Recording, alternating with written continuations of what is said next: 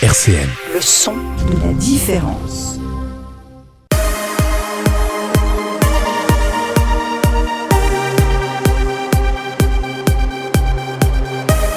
« 10h, 11h sur RCN, et puis c'est tout avec la communauté de pratique épilepsie Handicap Nord-Est. » Et bonjour, bienvenue sur RCN pour ce nouveau numéro de l'émission Et puis c'est tout, l'émission qui chaque mois parle ou plutôt des épilepsies. Et pour m'accompagner, je suis très heureux de retrouver Audrey. Bonjour Audrey. Bonjour Thomas. Ainsi que Céline. Salut Thomas. Vous travaillez toutes les deux à le PHR, le RHR, je vais y arriver. Un jour j'y arriverai, promis. Pas de soucis. Les acronymes, c'est pas les acronymes, il y en a trop partout, tout le temps. Le RHR, on rappelle ce que c'est pour les auditeurs qui découvrent cette émission ? Oui, c'est l'équipe relais handicap rare, donc ERHR, c'est ça que ça veut dire, Nord-Est. Très bien. Et on anime la communauté de pratique épilepsie et handicap Nord-Est. Voilà, on est très heureux de vous avoir chaque mois à nos côtés pour présenter cette émission. Et alors aujourd'hui, la thématique qu'on va traiter pendant une heure, c'est la thématique du travail pour les personnes qui souffrent d'épilepsie. Pour nous accompagner, et j'en suis très heureux, nous accueillons le docteur Stéphanie Klein-Lejeul. Vous êtes praticien hospitalier au service pathologie professionnelle des hôpitaux universitaires de Strasbourg. Bonjour. Bonjour Thomas. Bienvenue parmi nous, vous êtes au téléphone donc depuis Strasbourg et vous allez nous accompagner de votre regard professionnel sur ce sujet et cette thématique. Également à nos côtés, nous avons le plaisir d'accueillir Marie. Je dis Marie, est-ce que vous voulez que je donne votre nom avec ? Non, ça va. Sinon, vous m'auriez aidé pour le dire. C'est pour ça. C'est pour ça que ça va, Marie, tout ça. Marie, vous êtes salariée chez Habitat et Humanisme Lorraine et vous souffrez d'épilepsie. Oui. C'est ça. Et tout à l'heure, vous nous raconterez votre parcours professionnel, comment vous êtes arrivé à trouver ce travail, parce qu'on verra que c'est parfois difficile de trouver un emploi quand on souffre de troubles d'épilepsie. Et vous nous raconterez votre parcours et votre vie aujourd'hui au sein de l'entreprise. D'accord. Avec plaisir. Et à vos côtés également, Ségolène. Bonjour Ségolène. Bonjour Thomas. Nous, Ségolène, on a le plaisir de se connaître un petit peu plus. Vous-même, vous souffrez, Ségolène, de troubles de l'épilepsie.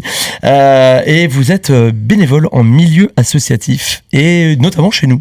C'est cela. Alors, je suis bénévole à RCN. Ça fait drôle parce que dans la vraie vie, on se tutoie. Donc, on va peut-être se tutoyer finalement. Ça te va, Ségolène ? Oui. Bon, ce sera plus facile. Facile. Ségolène, tu nous raconteras justement, toi, la difficulté que ça peut être parfois, selon la forme d'épilepsie avec laquelle tu vis, de trouver un emploi et combien, effectivement, peut-être le milieu associatif est aussi un bon moyen d'insertion. Oui, meilleur que le milieu professionnel normal, en effet. Eh bien, on en parlera avec toi dans quelques instants. D'accord. Vous le savez, chaque mois, quand on démarre cette émission, on commence par aller poser des questions aux gens dans la rue sur la thématique choisie.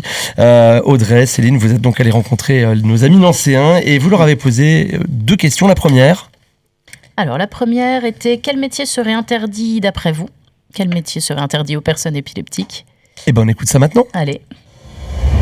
Certainement, il y a des postes inaccessibles pour tout le monde. Voilà, des situations pas, en tout cas, favorables à adapter. Oui, la conduite, et puis peut-être des choses qui engagent une certaine sécurité pour d'autres. Il faut quand même de la sécurité pour ces personnes-là. S'il y a des machines, des trucs comme ça. Quelque chose qui va provoquer les crises, par exemple. Trop de stress. J'aurais pensé à des postes à risque comme ça, quelqu'un qui travaille sur une grue ou quelqu'un qui est sur des chantiers, des échafaudages, des choses comme ça. Ça me semble plus assez évident. Si c'est une personne qui fait des crises régulièrement, c'est compliqué par exemple d'être en contact avec des adhérents. Dans mon cas à moi par exemple.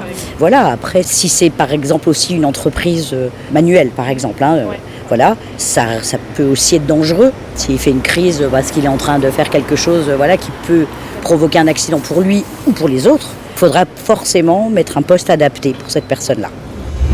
On entend parler de postes adaptés, de crises régulières, ce qui veut dire aussi qu'on le différencie de ceux qui ont des crises peut-être moins régulières ou différentes. Ce sera aussi peut-être l'occasion de redire un mot quand même sur l'épilepsie ou les épilepsies, justement peut-être pour rappeler qu'il n'y a pas une forme d'épilepsie mais diverses formes d'épilepsie. Je vais vous donner la parole à vous qui êtes autour de la table et à vous docteur. Est-ce que vous avez peut-être des réactions par rapport à ce qu'on a déjà entendu sur ce micro-trottoir, docteur Klein-Lejeul ? Oui, tout à fait. Je pense que la notion qui vient en premier, en fait, c'est les postes à risque pour la personne elle-même, mais aussi pour les autres. On oublie ici, enfin, personne ne l'a cité, les risques, en fait, pour la personne elle-même de déstabiliser sa maladie. par exemple des travails stressants ou des horaires inadaptés comme le travail de nuit. Et j'ai été, alors pas surprise parce que c'est assez régulier, mais de cette personne qui parle de contact avec des adhérents. Donc je pense que c'est un poste en contact avec le public. Et ça, pour moi, ce sont des freins sociaux parce que c'est en rapport avec l'image de l'entreprise. Il n'y a aucun risque ni pour le public ni pour la personne à occuper des postes de type poste d'accueil. Et malheureusement, c'est souvent un frein pour certaines personnes qui pourraient occuper ces postes-là sans risque et qui, malheureusement, du fait de l'image que ça donne à l'entreprise, ne peuvent pas y accéder. On parle d'image d'entreprise, peut-être aussi parfois de méconnaissance du fait que justement les crises d'épilepsie sont différentes et qu'il y a aussi des personnes qui ont des crises quasiment, j'allais dire, transparentes. Oui, tout à fait. C'est surtout des peurs, comme on l'évoque souvent, des peurs de la population générale par rapport à ces crises. Marie, vous aviez quelque chose à redire par rapport à ce que vous avez entendu des gens dans la rue à l'instant ? Comme on disait, moi je suis, j'ai un poste d'accueil, donc voilà, vous êtes le bon exemple. L'image de l'entreprise, c'est moi qui l'avait et qui la détenait, oui. Et donc, il est déjà arrivé, par exemple, parce que c'est un poste d'accueil physique et téléphonique, et il est arrivé une fois que je fasse une crise pendant que j'étais au téléphone. Alors, ça a été un peu complexe, mais j'ai réussi quand même à tenir le poste. Mais sinon, c'est... Et puis, c'est arrivé qu'une fois. C'est arrivé qu'une fois pendant que j'étais au téléphone. Mais sinon, depuis que je suis dans cette association, puisque c'est une association, j'ai fait plusieurs crises. Mais ça s'est bien passé puisque mes collègues ont été prévenus assez vite, assez tôt depuis que j'ai été embauchée, que j'étais épileptique. Et on reparlera d'ailleurs de ça. Je pense que c'est un point qui est très important, c'est comment on accompagne aussi les personnes qui souffrent d'épilepsie dans l'entreprise ou dans le milieu associatif également. Là, vous mettez déjà le doigt sur, je pense, quelque chose dont on reparlera longuement dans l'émission. D'autres réactions par rapport à ce micro-trottoir, Ségolène, Audrey, Céline ? Non ? On passe à la suite alors. Vous avez le droit. Ouais, Céline, je voulais dire quelque chose. Non, on entend aussi la question de l'adaptation. Peut-être, tu l'as dit tout à l'heure, Thomas, de pouvoir mesurer et dire peut-être son épilepsie, les conséquences qu'elle peut avoir, et du coup de pouvoir adapter les postes, adapter l'entourage, adapter l'environnement. Ça me semble important et à noter. Et on verra d'ailleurs tout à l'heure sans doute s'il y a des postes qui sont vraiment interdits aux personnes souffrant d'épilepsie ou des postes qui sont peut-être déconseillés ou des adaptations à apporter. Ça fera partie des sujets que nous traiterons dans cette émission. Alors la deuxième question que vous êtes allé poser aux gens dans la rue, après leur avoir demandé si quand on souffre d'épilepsie on peut travailler, l'autre question c'était c'était de leur demander s'ils étaient employeurs, est-ce qu'ils embaucheraient une personne qui leur déclarait être épileptique ? Oui, étant moi-même porteur d'un handicap, je considère que ce serait un devoir et que les personnes porteuses d'un handicap ou d'une maladie chronique ont beaucoup de difficultés à trouver un emploi. Déjà pour des gens, entre guillemets, c'est très compliqué. Alors mes craintes seraient que la personne ne soit pas bien suivie au niveau de sa pathologie et qu'elle ait en fait des crises vraiment lourdes et aussi que l'entourage professionnel, alors ses collègues éventuellement, soit formé à quoi faire quand ça arrive. Si elle a un traitement, il n'y a pas de problème. Ah oui, moi je suis pour l'inclusion. Oui. Ça dépend du degré du handicap et puis des séquelles, mais... Je pense qu'il y a moyen d'adapter un poste. Si la maladie est maîtrisée, soignée, pourquoi pas ?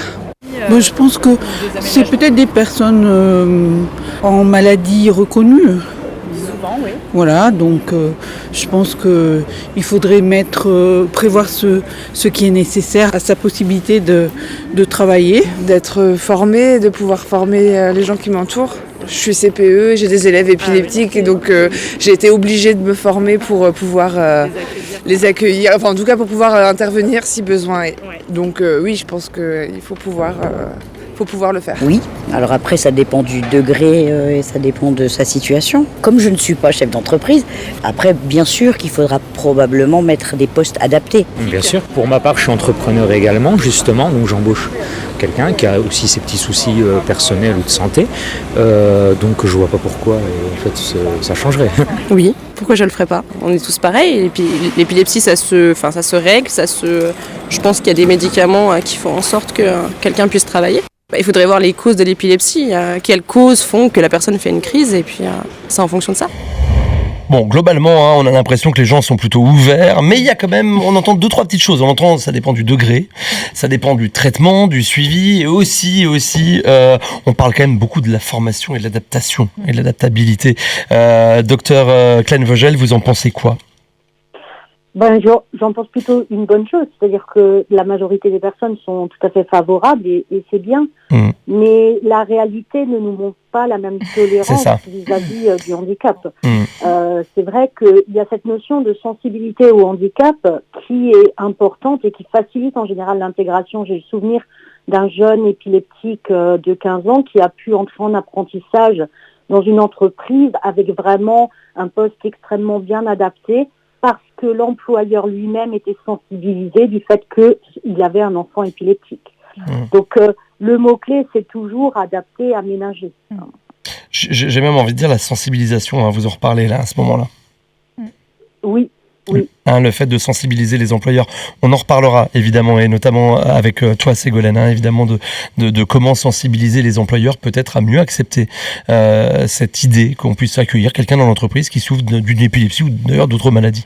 D'autres réactions sur ce micro-trottoir autour de la table ? Je peux Audrey, prendre la parole sûr. en disant qu'effectivement, on s'est fait à peu près la même remarque avec Céline. On s'est dit, c'est fou, on n'a que des gens qui nous disent oui tout le temps. Et on sait que dans la réalité, c'est pas si simple. Une fois qu'on est réellement confronté à la recherche d'emploi, c'est pas toujours un oui qui peut-être est un peu polissé. Mais ce qui est certain, c'est que ça soulève toute la question effectivement de la sensibilisation, et c'est tout l'objet, par exemple, de cette émission et de ce projet, que de parler de l'épilepsie au grand public. Et puis ensuite, effectivement, de savoir accompagner les personnes dans la manière d'en parler, à qui en parler, comment en parler, pour que pour éviter des refus, en fait, qui seraient sur des idées reçues, certainement. Oui, il y a souvent, on le constate, dès qu'on traite des notions de handicap, de maladie, de troubles, il y a souvent beaucoup d'idées reçues qui créent des freins à l'emploi. Vous nous direz tout à l'heure, Marie, vous, comment ça s'est passé justement. Est-ce que c'était facile pour vous de trouver un emploi ? Est-ce que c'était facile de le faire accepter à votre employeur actuel ? Et si même vous en avez parlé, si vous le voulez bien, ce sera un des sujets qu'on abordera ensemble dans quelques instants. Vous vouliez réagir à ce qu'on a entendu, Marie ? Ou non ? Dites-moi, soyez clairs, n'hésitez pas. Pas tout de suite, après. Après, on réagira après, très bien. Justement, dans un instant, ce que je vous propose de faire, c'est qu'on revienne un petit peu sur tout ce qu'on a entendu et qu'on voit ensemble les difficultés qu'on peut rencontrer à l'emploi et surtout qu'est-ce qu'on peut mettre en place. Parce que c'est ça, finalement, l'enjeu, c'est de se dire qu'il y a beaucoup de choses qui peuvent être mises en place et je pense que c'est pas le docteur Klein-Vogel qui me dira l'inverse. Comment on peut adapter les choses pour permettre aux personnes qui souffrent d'une épilepsie d'intégrer le milieu de l'entreprise. Et on verra d'ailleurs, je pense qu'on pourra en reparler avec toi tout à l'heure Ségolène aussi, de l'enjeu d'intégration sociale qu'a l'entreprise dans tout ça. Avant de continuer notre échange, je propose qu'on écoute une chanson d'un certain monsieur qui s'appelle Alain Souchon. Cette chanson s'appelle J'ai 10 ans et c'est vous Marie qui l'avez choisie. Qu'est-ce que ça représente pour vous cette chanson ? En fait, c'est pour ma fille Inès que je l'ai choisie parce qu'elle aura 10 ans dans quelques jours. On lui souhaite d'ores et déjà un très bel anniversaire et on écoute tout de suite Alain Souchon avec J'ai 10 ans sur RCN. Bienvenue dans Et puis c'est tout, l'émission qui traite des épilepsies jusqu'à 11h. 10h, 11h sur RCN, et puis c'est tout. Et aujourd'hui, nous parlons des épilepsies et du travail. Nous sommes en ligne avec le docteur Stéphanie Klein-Vogel. Vous êtes, je le rappelle, praticien hospitalier au service des pathologies professionnelles des hôpitaux universitaires de Strasbourg. Docteur, j'avais envie de vous poser une question assez directe. Est-ce que quand on souffre d'épilepsie, on peut travailler ? Ah oui, tout à fait. La grande majorité quand même des épileptiques sont en plus bien stabilisés sur le plan du traitement et donc ça permet tout à fait l'accès à l'emploi. Et même les personnes qui ne sont pas stabilisées, c'est bien sûr plus complexe, mais on trouve également des solutions pour les maintenir dans l'emploi. Alors, vous dites les personnes stabilisées, mais il y a aussi un peu cette notion, je le disais un peu tout à l'heure en début d'émission, mais il y a différentes formes d'épilepsie aussi qui existent. Il y a des épilepsies avec des crises plus ou moins sévères. Oui, tout à fait.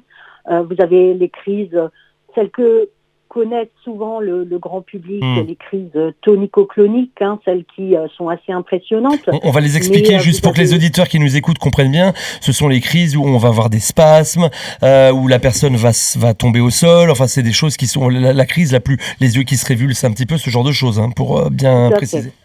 C'est la plus connue du grand public, mais en fait, c'est pas forcément la plus fréquente. Voilà, c'est ça. Et vous avez aussi également des crises, par exemple, des crises absence, où il y a juste une rupture de contact qui peut être très brève, et la personne poursuit son activité une fois que la rupture est finie. Donc, les conséquences sont pas du tout les mêmes, et notamment sur le plan du maintien dans l'emploi.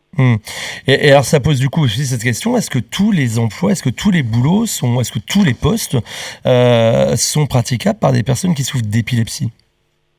Alors non, parce que en France, on a une réglementation et certains métiers sont interdits du fait de cette réglementation. C'est par exemple certains métiers de l'armée, certains métiers également des transports aériens, transports ferroviaires, maritimes, voire des transports routiers.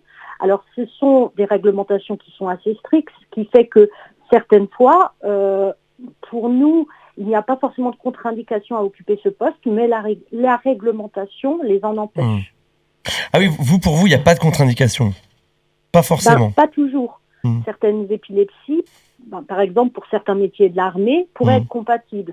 Tout dépend le métier que l'on souhaite exercer. Sauf que dans l'entrée dans l'armée, on a ce qu'on appelle en fait un profil SIGICOP pour accéder au métier de l'armée, et c'est là que souvent les patients épileptiques sont recalés.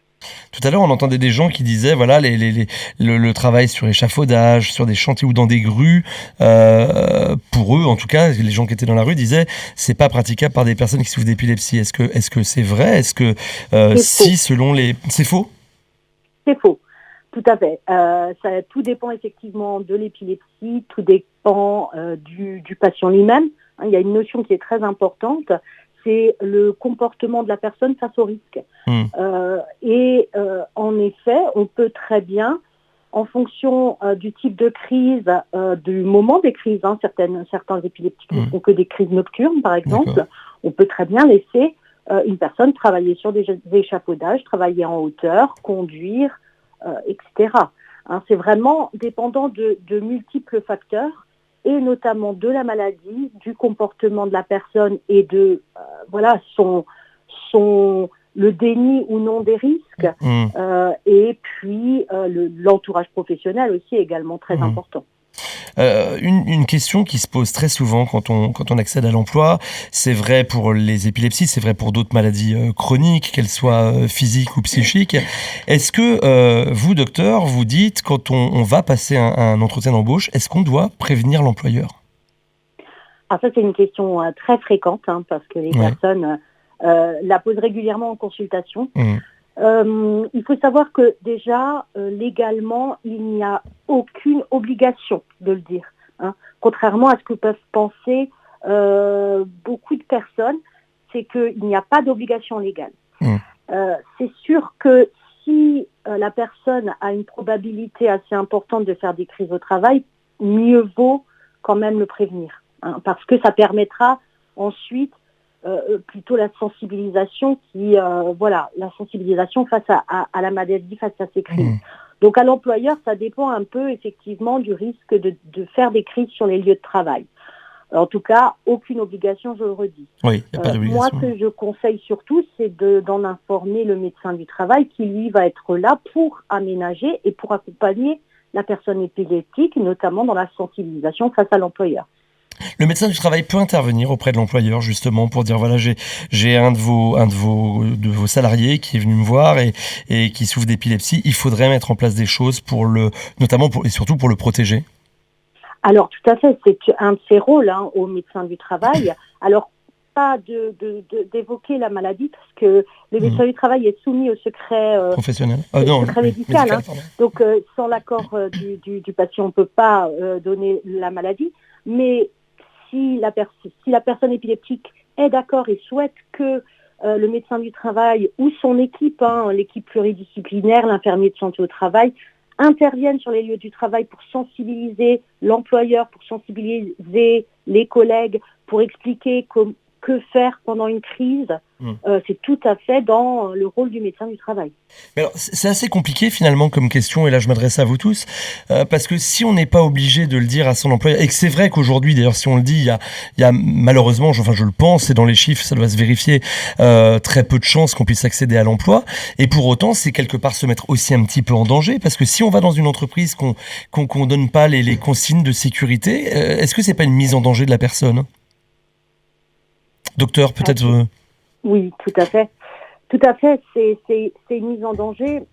C'est pour ça qu'en fait, le déni du risque, ce que je disais tout à l'heure, effectivement, est important. Et avec le médecin du travail, c'est une sorte de compromis ou un contrat de confiance. C'est que si la personne, justement, est honnête et... le rôle du médecin du travail, c'est vraiment d'essayer de maintenir le plus possible dans l'emploi. Donc, il n'y a pas de raison de ne pas lui dire. Et effectivement, moi, j'ai eu l'occasion de rencontrer des patients qui étaient tout à fait dans le déni du risque, notamment lorsque les crises épileptiques ne sont pas inaperçues pour lui. Alors, ça peut arriver qu'il ne se rende pas compte qu'il fait des crises, donc c'est une sorte de déni également, quoi. Vous, en tant que praticienne, vous conseillez vos patients de le dire ?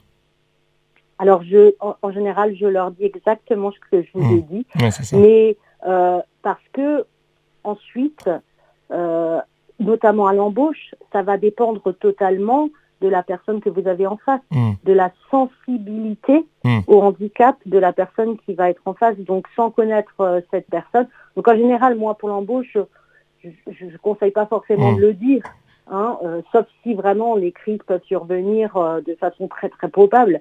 Mais voilà, tout dépend effectivement de la personne que vous avez en face de vous. Et il y a vraiment ce point très important de sensibiliser aussi, je pense, les employeurs au fait que les crises d'épilepsie peuvent être d'abord différentes et elles sont gérables finalement dans une entreprise. Là, je m'adresse peut-être à l'ERHR, notamment. C'est un peu votre métier aussi d'aller sensibiliser le public là-dessus. Oui, alors effectivement, il nous arrive de faire des sensibilisations. Enfin, déjà, cette émission sert à sensibiliser le grand public. On réalise aussi des sensibilisations, pour le coup, pour favoriser aussi la connaissance des épilepsies dans le milieu du handicap, donc ce qu'on appelle le milieu protégé, qui concerne les établissements et services d'aide par le travail, les entreprises adaptées, où là aussi, il peut y avoir des représentations autour de l'épilepsie, autour des personnes épileptiques, et comment on peut les aider une fois une reconnaissance de qualité du travailleur handicapé, pouvoir accéder à l'emploi par ce biais-là. Oui. Et alors, je reviens sur justement maintenant l'adaptation aussi du travail pour les personnes qui souffrent d'épilepsie. On a beaucoup entendu ça dans le micro-trottoir, on l'a déjà un petit peu évoqué. Et on a d'ailleurs entendu des gens qui disaient, et vous l'avez dit vous-même d'ailleurs, docteur, que peut-être une des premières adaptations, c'est d'éviter le stress pour les personnes qui souffrent d'épilepsie. Vous pouvez me dire un mot là-dessus ? Alors, ça va dépendre effectivement aussi du type d'épilepsie, mais il y a certaines formes d'épilepsie qui sont augmentées par le stress, par la pression, par la cadence, et qui vont favoriser la survenue des crises. Donc, en effet, à ce moment-là, mieux vaut éviter les métiers stressants ou tenter de réduire le stress, avec un entourage qui est assez tolérant. Ce sont des aménagements qui peuvent être, par exemple, des aménagements horaires aussi en fonction de périodes de stress. Je pense, par exemple, à une patiente épileptique qui travaillait dans un hôtel et qui, c'était plus difficile pour elle de gérer les départs du matin de l'hôtel, et ça engendrerait beaucoup de stress et avec une augmentation de la fréquence des crises, plutôt que le poste d'après-midi jusqu'à la nuit, où là, effectivement, la charge de travail, elle était plus lissée et c'était plus facile pour elle. Et effectivement, le changement d'horaire de travail a fait diminuer la fréquence des crises. Donc, c'est un élément à prendre en compte. Donc si demain, s'il y a quelqu'un qui nous écoute là maintenant et qui potentiellement peut employer quelqu'un qui souffre de crise d'épilepsie, vous êtes en train de nous dire, en fait, on peut adapter aussi le poste de travail, on peut être accompagné dans l'adaptation du travail à la personne épileptique. Et comment ça se passe ? C'est le rôle du médecin du travail. C'est vraiment le médecin du travail ? Ah oui, tout à fait. C'est son rôle, c'est effectivement d'essayer de trouver des solutions avec le patient épileptique, avec l'employeur, pour aménager le poste au mieux. Alors que ce soit des aménagements techniques, par exemple pour le travail isolé, de faire porter un dispositif qu'on dit DATI, dispositif d'aide aux travailleurs isolés, qui est un petit boîtier qui va sonner si la personne fait un malaise et qu'elle reste immobilisée au sol. Par exemple, c'est technique. Pour les machines dangereuses, il y a maintenant des systèmes de sécurité qui font que ça bloque totalement la machine si on enlève, par exemple, les mains du système de sécurité. Donc, il y a énormément de possibilités. Bien entendu, il faut que le patient épileptique lui-même adhère à ces possibilités et l'employeur. Et après, il y a aussi toute la partie formation des personnes qui entourent la personne qui souffre de troubles d'épilepsie. On va parler un petit peu de l'expérience personnelle qu'on peut avoir nous avec Ségolène. Ségolène, quand tu es venue nous trouver, donc toi tu es bénévole chez nous. Pour ce qui te concerne, l'accès au travail est très compliqué. C'est-à-dire qu'aujourd'hui tu ne trouves pas de travail. Non, j'ai toujours pas réussi à obtenir un CDD ou CDI en milieu ordinaire à cause de mon épilepsie non stabilisée. Et en milieu adapté ? Et en milieu adapté non plus. Même en entreprise adaptée, en fait, j'ai pas réussi à aller au bout de ma période d'essai. Et l'entreprise, du coup, n'a pas renouvelé mon contrat suite à des crises sur place en entreprise adaptée. Donc, Ségolène, pour toi, ça a été, je sais, un moment un peu d'isolement, à ce moment-là aussi, social, parce que forcément, d'un seul coup, comme beaucoup de gens, travailler, c'est rencontrer du monde, c'est pas être tout seul. Et du jour au lendemain, globalement, tu te rends compte que les portes se ferment. Ah ben... Oui, et je vis seule aussi. Donc c'est vrai que le quotidien, j'ai eu une période un peu chaotique. Il m'a fallu du temps pour trouver une nouvelle, quelque chose de nouveau, qui pouvait s'ouvrir à moi. Parce que donc, j'avais déjà essayé les études à la fac avant. Donc là, j'avais pas réussi à cause de mes troubles cognitifs. Après, j'ai essayé de passer des concours sociaux, donc j'avais fait des formations professionnelles, donc ça n'a pas, je ne les ai pas validées non plus. Après, le milieu adapté, et donc là, le milieu adapté qui ne m'a pas accepté. Alors là, c'est sûr, je m'y attendais vraiment pas, c'est sûr que ça a été difficile. Donc il m'a fallu un petit moment pour trouver quelque chose qui me correspondent. Et puis un jour, on s'est rencontrés. Et un jour, on s'est rencontrés quand on a travaillé justement sur ce projet d'émission. Et quand tu es venu nous voir, c'est vrai que la première chose que tu as faite et qu'on a faite ensemble, ça a été de se dire qu'est-ce qu'on fait en cas de survenue de crise. On a passé je vais pas dire, c'est pas un contrat tant qu'on a passé, mais c'est plutôt des consignes que tu nous as données. Oui, je vous ai montré ma carte d'épileptique. Donc en fait, c'est une carte avec les actes à suivre en cas de crise, les noms des médecins, les traitements que je prends, les numéros d'urgence. Oui, ça vous a peut-être rassuré. Ça nous a rassurés et ça nous a été utile une seule fois. Mais ça a été utile, donc c'est dire qu'effectivement, ça a été une relation qu'on a mise de confiance entre nous finalement tout de suite. Donc ça, c'est quelque chose, par exemple... Docteur Kleinvogel, qui est intéressante comme démarche aussi quand on arrive quelque part, de pouvoir dire voilà ce qui peut arriver, voilà ce qu'il faut faire. Oui, je pense que c'est la première chose effectivement à expliquer. afin de dédramatiser les crises. C'est vraiment, je pense, la première chose, oui. Surtout encore une fois, par exemple, pour ce qui te concerne, Ségolène, tu souffres de crises quand même régulièrement. Oui. Et pour autant, chez nous, on en a eu une en plusieurs mois, même j'ai envie de dire, et 3 fois rien finalement. Donc ça, c'est pour rassurer aussi les gens qui nous écoutent. Voilà, c'est des choses qui sont finalement tout à fait gérables. Et aujourd'hui, on a ça qui est affiché dans un coin d'un bureau où les personnels encadrantes savent qu'elles peuvent accéder si elles ont besoin à ce moment-là. Oui. Voilà. Et donc, là, on va revenir un petit peu maintenant sur ce parcours, Ségolène. Tu nous disais tout à l'heure, quand on était hors antenne, l'association, c'est super, mais il manque quand même cette reconnaissance officielle d'un contrat de travail, d'une fiche de paye. C'est le bénévolat, c'est sûr, c'est pas un contrat de travail reconnu. Oui, c'est sûr qu'on n'a pas le même statut. Donc pour moi, pour le moment, donc là, je suis bénévole depuis 3-4 ans environ maintenant. Oui, j'ai arrêté en 2021 de vouloir m'intégrer dans l'emploi parce que ça devenait ça devenait compliqué. Et depuis 3 ans, je suis bénévole donc ici à RCN. J'y suis aussi à l'APF, à l'association des paralysés de France.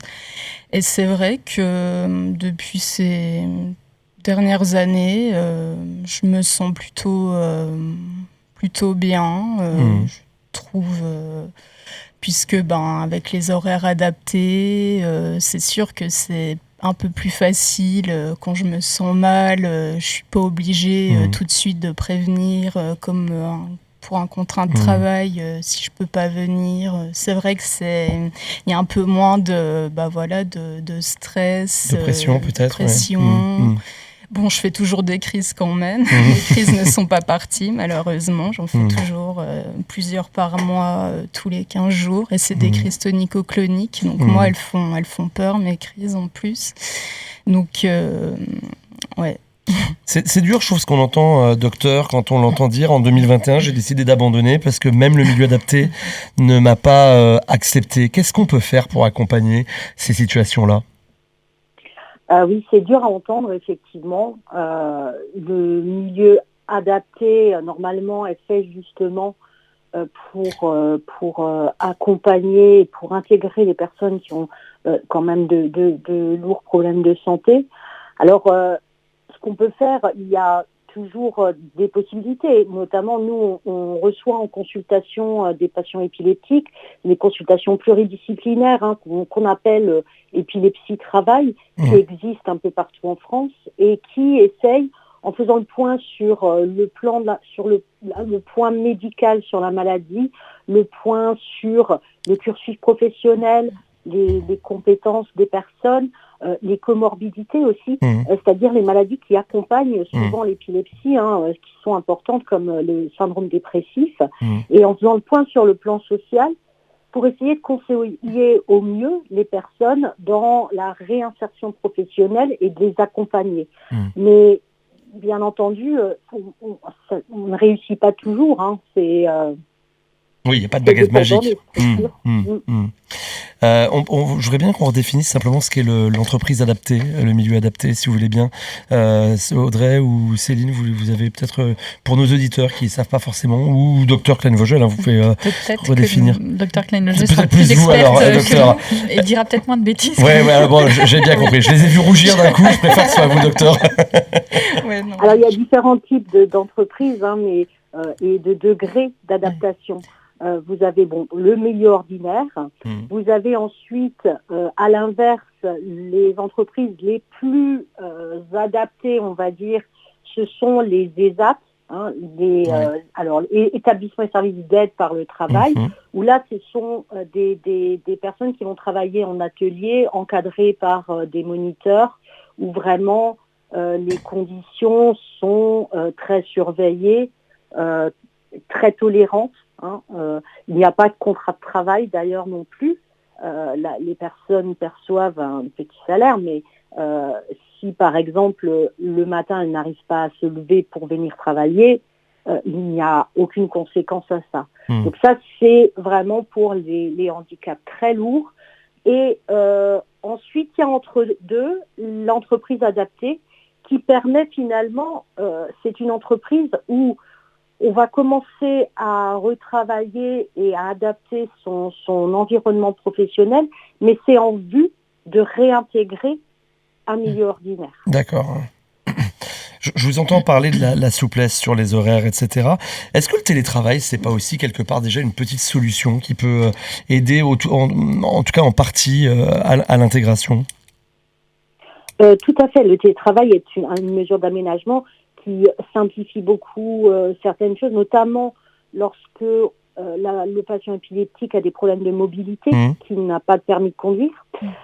Ça ne règle pas forcément cette notion d'insertion sociale, d'isolement social. Parce qu'on est encore à distance. Bon.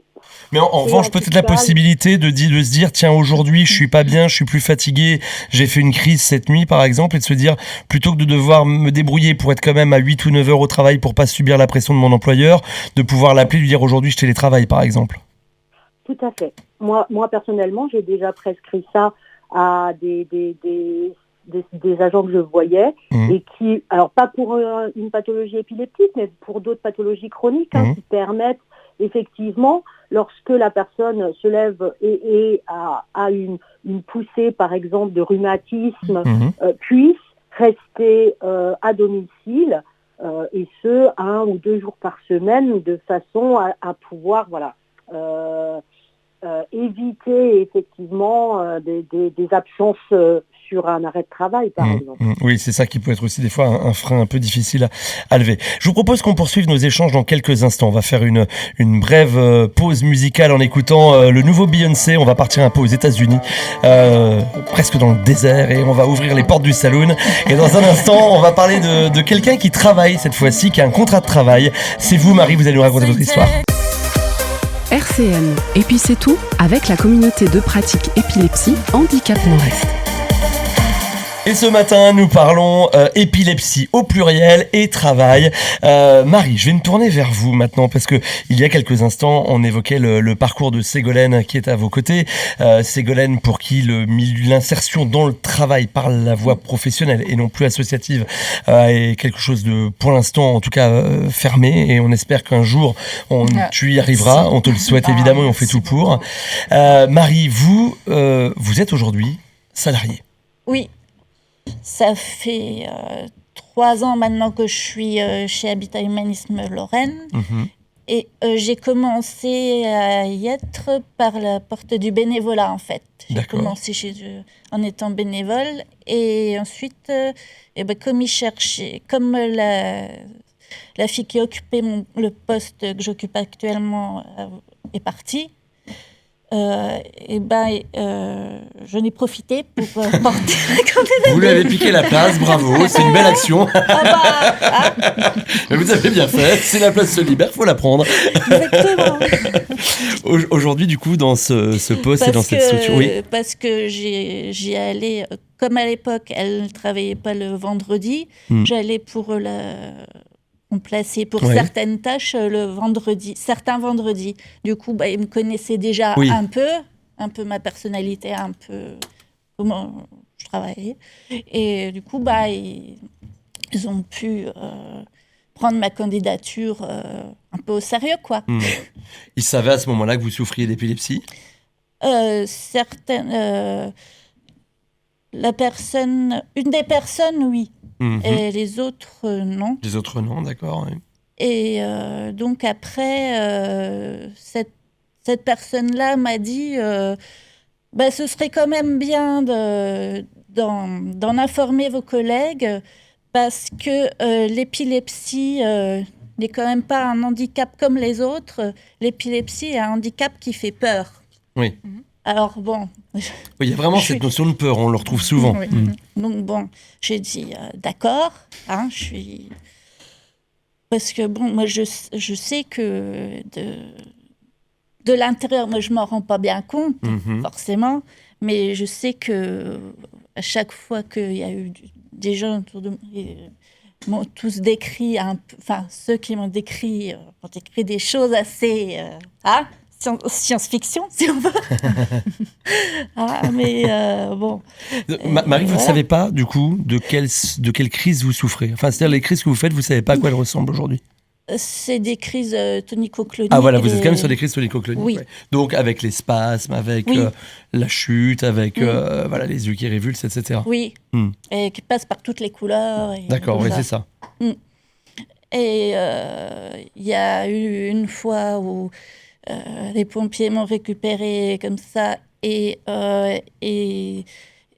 n'ont pas cru que j'étais épileptique et ont cru qu'ils récupéraient une alcoolique.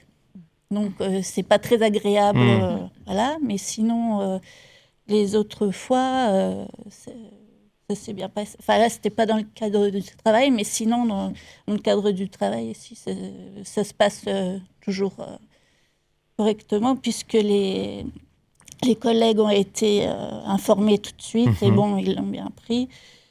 Et ils m'ont posé plein de questions, savoir comment il fallait faire, et comment... donc... c'était plutôt positif. Et ils ont voulu savoir aussi comment s'adapter. Et du coup, on a acheté un transat. Mais vous avez de la chance. pour ne pas... Parce que ma responsable a dit, quand même, quand elle fait des crises, c'est pas toujours propre par terre, alors... C'est simple. Mais c'est intéressant ce que vous dites, je trouve. Ça veut dire que l'adaptabilité, Dr Klein-Vogel, on la retrouve y compris là. C'est-à-dire que c'est une bonne idée, je trouve, l'idée du transat. Vous en pensez quoi? Oui, tout à fait. On peut également aussi proposer des zones de repos pour les personnes, parce que l'épilepsie, c'est une chose, mais les conséquences du traitement aussi, et la fatigue notamment, c'est également un frein pour le maintien dans l'emploi. Et donc, il peut y avoir des zones de repos au calme pour les personnes épileptiques. Et on voit bien là dans le discours de cette dame que quelque chose qui fait peur, une fois qu'on y est préparé, il fait moins peur. Et donc, c'est tout l'enjeu, la sensibilisation de l'entourage professionnel. Vous travaillez, Marie, vous faites l'accueil physique et téléphonique. Oui. D'abord, est-ce que vous aimez votre métier et comment vous vous sentez aujourd'hui dans cet emploi? Je me sens bien, j'aime beaucoup mon métier, oui. Ça, c'est un métier, j'aime beaucoup les métiers de communication, comme ça, et puis les gens que j'accueille me le rendent bien. Et donc, voilà, non, j'adore mon métier. Vous aimez votre métier et donc aujourd'hui, vous y êtes tout à fait heureuse et bien. Et vous nous avez dit, il m'est arrivé une seule fois, de subir une crise au moment où je travaillais. Au moment où... pendant que je travaillais, m'est déjà arrivé plusieurs fois, mais pendant que j'étais au téléphone, en train de répondre au téléphone. Et ça, c'est plus compliqué à gérer parce que là, je suis toute seule face à quelqu'un qui ne me voit pas, donc qui ne voit pas que je ne vais pas bien, qui ne peut pas... si tout d'un coup, il est en train de me poser une question ou quoi que ce soit, puis qu'il attend une réponse, peut attendre un petit moment, le temps que vous vous releviez, que vous vous reposiez un peu aussi, parce que je sais que c'est fatigant. Et puis que je me redise, mais qu'est-ce que j'étais en train de dire, qu'est-ce qu'il était en train de me dire, que... Et puis voilà quoi. Alors, tandis que quand c'est quelqu'un en face à face, en vis-à-vis, c'est plus facile. C'est plus simple. On va dire, la dame, elle va pas bien, quoi. Mais tandis que là, il n'y a rien du tout. Je voudrais revenir sur une chose importante. Vous avez parlé tout à l'heure de la fois où les pompiers sont venus vous chercher, vous ont pris pour quelqu'un qui était alcoolisé. Mais là, c'était dans la rue, donc c'était pas pareil. Mais ça, c'est aussi quand même la question toujours aussi de l'information, y compris des collègues. Je sais que Ségolène, tu y tiens beaucoup, de dire si je fais une crise et si la crise est pas trop longue, on peut-être redire un mot sur les crises, c'est-à-dire la survenue d'une crise, si elle est courte, si elle est de courte durée, elle est pas grave, elle est pas dangereuse pour la personne. Ce qu'il faut finalement, c'est savoir combien de temps elle dure. Docteur Klein-Vogel, c'est ça qu'il faut faire, le réflexe quand on accompagne un salarié qui souffre d'épilepsie. Oui, tout à fait. La première chose, c'est effectivement de voir l'heure et sur une crise qui dure plus de 5 minutes. En effet, là, on peut décemment appeler les urgences, mais en deçà de 5 minutes, effectivement, ou des crises très courtes, il n'y a pas forcément la nécessité de transporter vers le service d'urgence. Voilà, c'est ça. On peut gérer, effectivement, laisser la personne revenir à elle, reprendre ses esprits et puis voilà, et puis se reposer aussi. Bon, je crois que c'est assez fatigant, ces crises-là aussi. Oui. Donc il y a un temps de repos qui est utile. Une autre question, une autre remarque. Là, je repense à une autre histoire avec Ségolène. Ségolène, toi, tu fais des crises de façon assez régulière dans la vie quotidienne. Ouais. Et pour autant, chez nous, on en a eu une seule. Et là, c'est une question que je vous pose à vous deux, mais aussi à vous, docteur Klein-Vogel.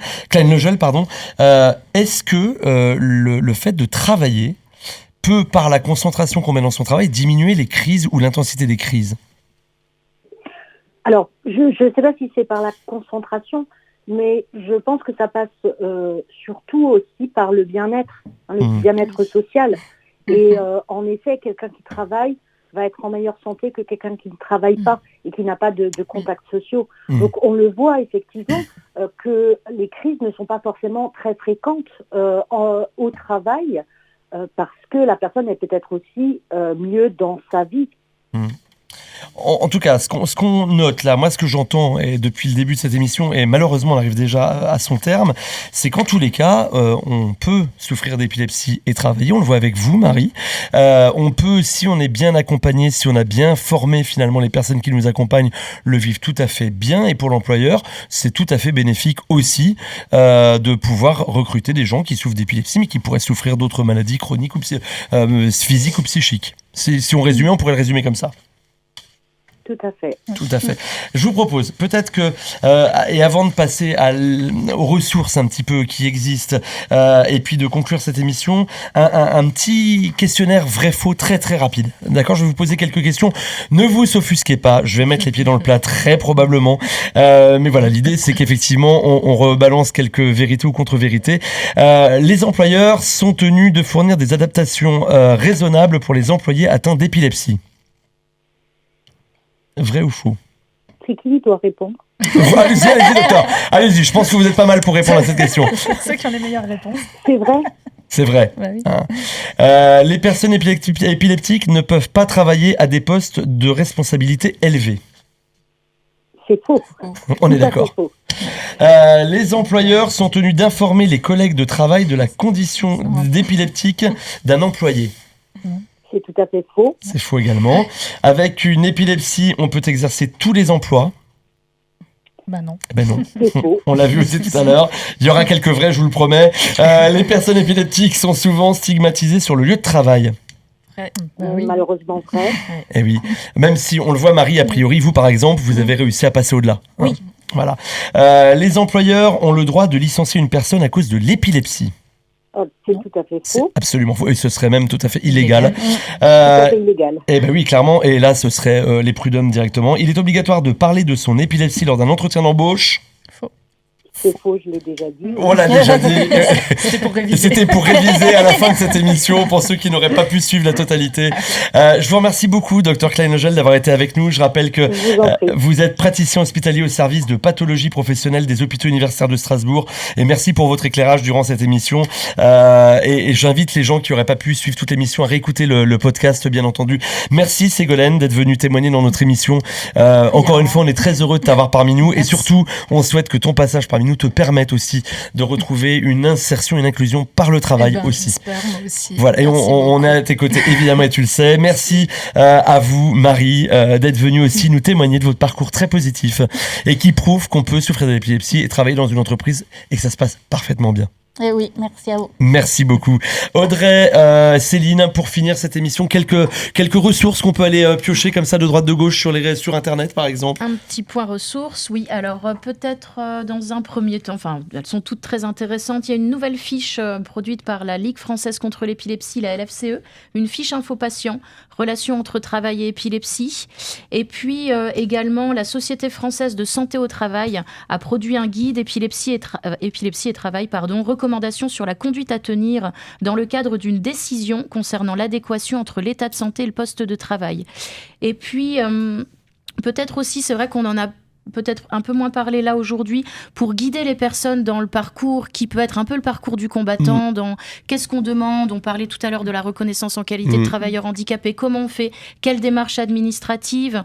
L'association Épi-Bretagne a également développé un guide épilepsie et travail qui est accessible en ligne. Et puis je laisse Audrey nous parler peut-être des ressources plus locales vers lesquelles vous pouvez vous tourner. Allez Audrey, on vous écoute, on t'écoute. Oui, on peut se tutoyer. Oui, on se tutoie dans la vie, donc on va se tutoyer à l'antenne. Docteur Klein-Logène en a parlé pour ce qui concerne le CHUT de Strasbourg. Et effectivement, on le retrouve aussi au CHUT de Nancy, les consultations épilepsie et travail, qui sont d'excellentes ressources. Elle en a clairement parlé tout à l'heure. Et puis, pour faire le point justement sur sa situation et bien individualiser les choses, je crois que c'était aussi un des deux messages à faire passer, c'est qu'il n'y a pas une réponse toute faite. De la même manière qu'il n'y a pas une épilepsie, il y a du coup tout un tas de parcours professionnels et du coup de besoins d'adaptation. Et c'est un bon endroit pour faire le point. Et puis évidemment, les services Cap Emploi qui accompagnent l'accès vers l'emploi. Tout un tas de services. On a le SAMET qui est un service d'appui au maintien à l'emploi. Les dispositifs de l'AGFIP, notamment l'AGFIP Grand Est pour qui concerne notre région, mais on les retrouve partout en France. Et il existe aussi une unité d'évaluation et de réentraînement et d'orientation sociale et professionnelle qu'on appelle en raccourci l'UEROS, qui intervient aussi auprès des personnes pour faire le point sur leurs besoins en adaptation professionnelle. Il existe énormément de dispositifs, on vous remettra toutes les références dans les liens de cette vidéo aussi que vous pouvez suivre sur notre chaîne YouTube RCN. Je rappelle que l'émission Et puis c'est tout, qui va prendre fin pour aujourd'hui, revient dans un mois. On aura comme thématique le mois prochain Les aidants. Les aidants, encore une émission qui sera passionnante. Si vous souhaitez témoigner, une adresse mail qui existe. Alors pour les aidants, je crois qu'on a déjà des témoignages, mais pour les prochaines émissions, on vous recommuniquera cette adresse mail également. Il ne me reste plus qu'à vous remercier toutes pour la participation à cette émission et vous tous qui nous avez écoutés. On espère que vous aurez appris beaucoup de choses. On vous souhaite une très belle journée sur RCN. Et le Purple Day. Le Purple Day. Merci Céline, bien sûr. J'oubliais le Purple Day, bien sûr. C'est le 26 mars, c'est avant la prochaine émission. C'est notamment pour nous à Nancy, dans les grands salons de l'Hôtel de Ville. Voilà. Venez nombreux, il y aura des débats, des échanges, des discussions, plein de choses à apprendre et à découvrir autour de l'épilepsie. Le 26 mars et merci de la confiance que vous faites. J'aurai le plaisir de pouvoir participer à cette journée à vos côtés et j'en suis très heureux. Je vous souhaite à tous une belle journée. À très bientôt sur RCN pour un prochain numéro d'Épi c'est tout. RCN, www.rcn-radio.org